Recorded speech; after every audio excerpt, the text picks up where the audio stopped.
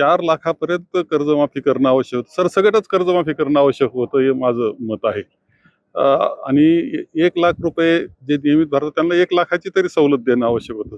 हे अत्यंत तुटपुंज ठरलेलं आहे. काळ बदललेला आहे. इतके वर्ष त्यानंतर गेले. 5-7 वर्षानंतर जेव्हा आपण कर्जमाफी करतो आहोत, त्या 2 लाखाची त्यावेळेस योग्य आम्ही केली ती योग्य होती. आजची काय 2 लाख हे प्रमाण योग्य नाही, असं माझं स्पष्टपणे मत आहे.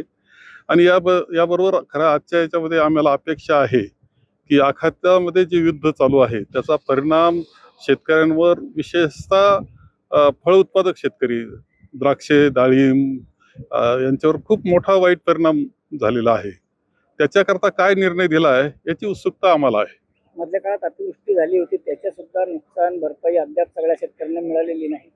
नाही, खरं आहे ते.